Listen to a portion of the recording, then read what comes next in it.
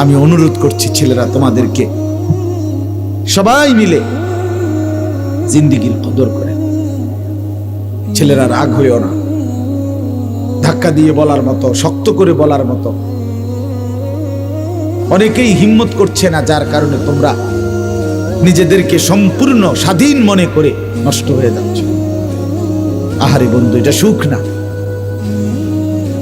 আমি প্রতিদিন বলি, মনে করেন ওই কোনায় আগুন লাগছে, আগুন জ্বলতেছে, একটা ছোট ছেলে যদি 8 বছরের ছেলেটা যদি 1 কদম 2 কদম করে ওই দিকে যায়, আগুনের দিকে, কিন্তু আমরা এতটি মানুষ দেখার পরেও কেউ তাকে বাধা দিলাম না, কিচ্ছু বললাম না, তার মাও বলে না, তার বাবাও কিছু বলে না, এ সমাজের কেউ আমরা কিছু বললাম না। আমরা দেখতেছি সবার সামনে ছেলেটা 1 কদম 2 কদম করে করে ওইদিকে যাইতেছে।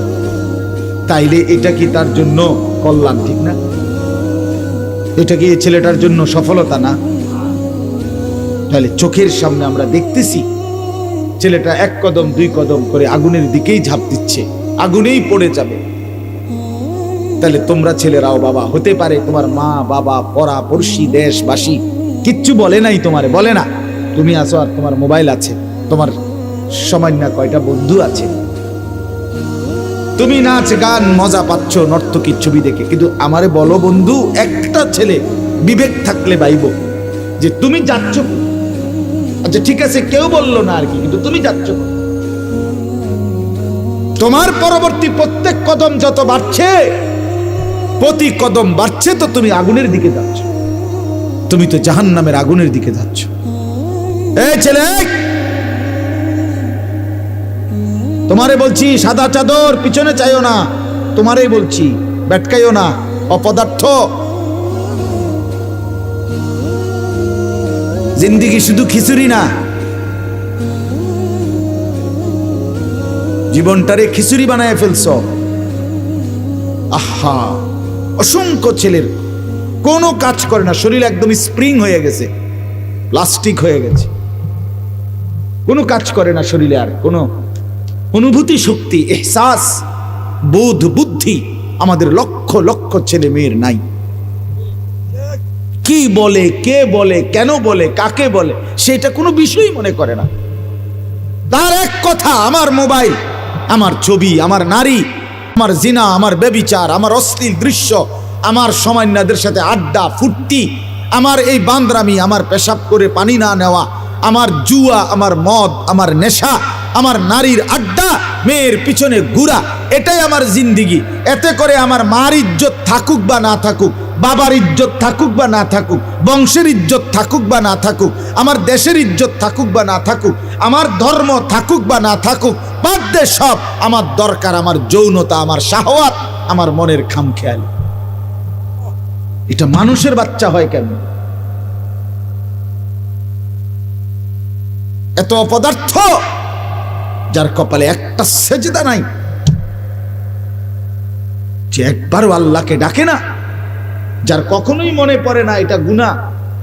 এই নর্তকী, ছবি, নাচ গান, এই খেল তামাশা, 5 ওয়াক্ত নামাজের ধারাবাহিক আজানের পরে মাসের পর মাস, দিনের পর দিন, যার কখনোই বিবেক নড়ে না যে হায় আমি কে, আমি একজন মুসলমান, আমার মা মুসলমান, আমার বাবা মুসলমান। কিরে বাবা, তোমরা এইভাবে আল্লাহকে ভুলে গেলা কেন বাবা? আজকের 1 প্লেট খিচুড়ির মেয়াদ কতক্ষণ তোমাদের? আজকের দুপুরের খাবারের মেয়াদ কতক্ষণ? পিছনের খাবার হজম হইলেই তো নতুন খাবারের চাহিদা হয়। তার মানে পিছনের খাওয়ার পাকস্থলিতে আর থাকে না, হয়তো বাথরুম পায়খানার সাথে বের হয়ে যায়, অথবা শরীরের অন্যান্য জায়গায় প্রয়োজন পরিমাণ পৌঁছে যায়। সেটা তো টিকে না, দুনিয়া তো টিকে না। আমি অনুরোধ করছি ছেলেরা তোমাদেরকে, সবাই মিলে জিন্দেগির কদর করে। ছেলেরা রাগ হইও না, ধাক্কা দিয়ে বলার মতো, শক্ত করে বলার মতো অনেকেই হিম্মত করছে না, যার কারণে তোমরা নিজেদেরকে সম্পূর্ণ স্বাধীন মনে করে নষ্ট হয়ে যাচ্ছ। আহারে বন্ধু, এটা সুখ না। আমি প্রতিদিন বলি, মনে করেন ওই কোনায় আগুন লাগছে, আগুন জ্বলতেছে। একটা ছোট ছেলে যদি 8 বছরের ছেলেটা যদি 1 কদম 2 কদম করে ওই দিকে যায়, আগুনের দিকে, কিন্তু আমরা এতটাই মানুষ, দেখার পরেও কেউ তাকে বাধা দিলাম না, কিচ্ছু বললাম না, তার মাও বলে না, তার বাবাও কিছু বলে না, এ সমাজের কেউ আমরা কিছু বললাম না, আমরা দেখতেছি সবার সামনে ছেলেটা 1 কদম 2 কদম করে করে ওইদিকে যাইতেছে। তাইলে এটা কি তার জন্য কল্যাণ? ঠিক না? এটা কি এই ছেলেটার জন্য সফলতা না? তাহলে চোখের সামনে আমরা দেখতেছি ছেলেটা 1 কদম 2 কদম করে আগুনের দিকেই ঝাঁপ দিচ্ছে, আগুনেই পড়ে যাবে।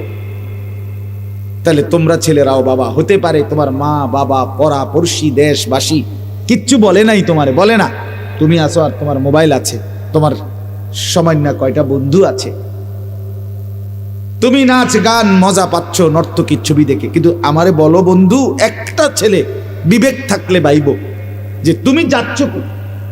আচ্ছা ঠিক আছে, কেউ বললো না আর কি, কিন্তু তুমি যাচ্ছ কোথায়?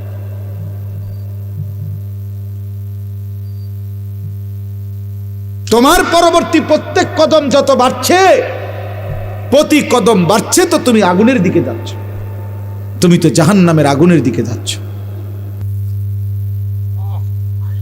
ومن يشاقق الرسول من بعد ما تبين له الهدى ويتبع غير سبيل المؤمنين রব্বুল আলামিন বলেন, 23 বছরে আমার রাসূলের মাধ্যমে আমি রব্বুল আলামিন যেই হেদায়েতের বাণী স্পষ্ট করে দিলাম, এবার যারা আমার রাসূলের হেদায়েতের বিরোধিতা করবে এবং আমার ইমানদার মুমিন নেককার বান্দারা যেই পথে চলে সেই পথের উল্টো পথে যে চলবে, আল্লাহ বলেন আমার রাসূলের দেখানো পথের বিরোধিতা যে করবে, আমার মুমিন ইমানদার মুত্তাকি নেক বান্দারা যেই পথে তার উল্টো পথে যে চলবে, নুয়াল্লিহি মা তাওয়াল্লা ওয়া নুসলিহি জাহান্নাম, আল্লাহ বলে আমিও তারে সেই উল্টো পথে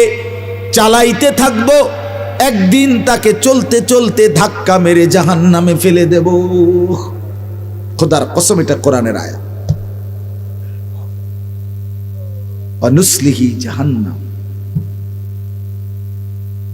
বাচ্চাটা তো পুকুরের পারে মজা পাচ্ছিল, পানি নিয়ে খেললা, তো পানি নিয়ে খেলতে খেলতে দুষ্টমি করতে করতে তো হঠাৎ বাচ্চাটা পানিতেই পড়ে গেছে আর ডুবে মরে গেছে। কেউ তাকে বাধা দেয় নাই, সে তো মনে করছে বড় ফুর্তিতে আছে, কিন্তু সে যে কিছুক্ষণ পরে ডুবে গেছে। অসংখ্য ছেলে মেয়ে আজকে মনে করতেছে কেউ তাকে কিছু বলে না, বিশ্রী বিকট চুল, জন্তু জানোয়ারের মতো, কাফের মুশরিক বেঈমানের চুল, যার কারণে আপন মা বাপ ভয় পায়, মা বাপ ভয় পায়, মনে করে যে এই গাদ্দার মতো চুল তার, তে তো আমি বাপের জাতা দিয়ে ধরে নেব। হ্যাঁ, এজন্য হয়তো আতঙ্ক, যার কারণে বলা ছেড়ে দিছে। আর সে মনে করছে আমি রঙিন ঘুড়ি উঠছি, কিন্তু এর পরিণতি কোথায়? এর শেষ কোথায়? প্রতিটা মিথ্যার শেষ কোথায়? প্রতিটা চুরির শেষ কোথায়? প্রতিটা সুদের টাকার শেষ কোথায়? প্রত্যেকটা নাচ গানের শেষ কোথায়? খোদার কসম, নবী বলছে ইন্নাল ফুজুরা ইয়াহদি ইলান নার, প্রত্যেকটা গুনাহ টেনে নিচ্ছে জাহান্নামের দিকে। কিসের দিকে বলেন না রে বাপ? জাহান্নামের, জাহান্নামের, জাহান্নামের দিকে। প্রত্যেকটা গুনাহ আপনাকে আমাকে জাহান্নামের দিকে টেনে নিচ্ছে যদি না ফিরে, যদি তওবা না করি, যদি এই দুনিয়ার হায়াতে থাকতে ফিরে না আসি। আল্লাহ তাআলা আমাদেরকে বুঝ দান করেন। আজকে এতটুকুই আপনাদের কাছে মূল বক্তব্য।